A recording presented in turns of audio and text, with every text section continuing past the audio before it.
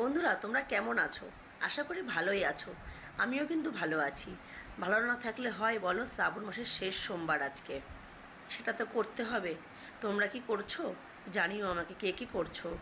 দেখো, আমি শিব ঠাকুরটাকে গঙ্গার জল দিয়ে স্নান করিয়ে নিয়েছি, আর এখানে 5 ফল নিয়ে নিয়েছি। এর থেকে বেশি কিছু আমি করতে পারিনি, তোমার দাদাভাই বাড়িতে নেই, আমি এইভাবেই করছি একা একা। দেখো, পাশ থেকে আমার ছেলে জিভ ভাঙাচ্ছে, আর ও সেই গাড়ি, ও গাড়ি ছাড়া না চলতেই পারে না। ও সব জায়গায় শুতে গেলে গাড়ি, বসতে গেলে গাড়ি, খেতে গেলে গাড়ি, শুধু গাড়ি আর গাড়ি।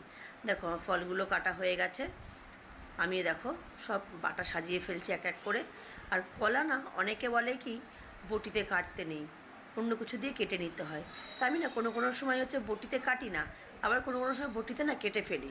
তা তোমরা একটু জানিও না আমাকে, যে ওটা ঠিক না ভুল করলাম আমি।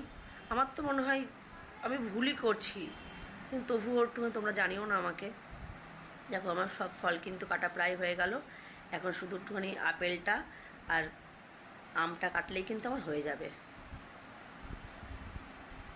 তোমরা কে কে করছো পুজো, সেটাও কিন্তু আমাকে কমেন্ট করে অবশ্যই জানিও।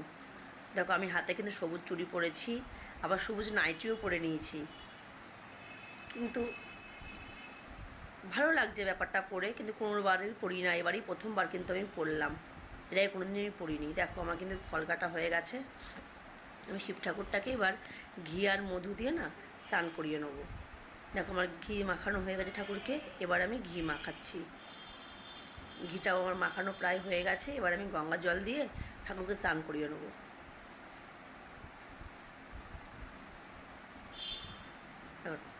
ঠাকুরকে আমি স্নানও করি ভালো করে, ঠাকুরকে ঘি মধু মাখিয়ে স্নান করিয়ে নিচ্ছি।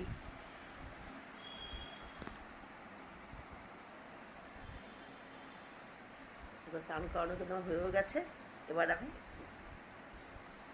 সাদা চন্দন বেটে রেখেছি, সাদা সাদা চন্দনটা আমি দিয়ে দিচ্ছি, দিয়ে আমি এবার জল ঢালছি।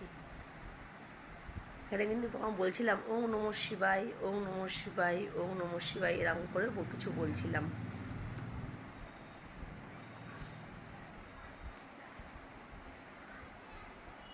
আর জলটা ঢালছিলাম।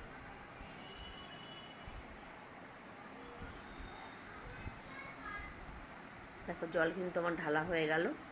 3বার করে তো ঢালতে হয়। জল ঢালা হয়ে গেল।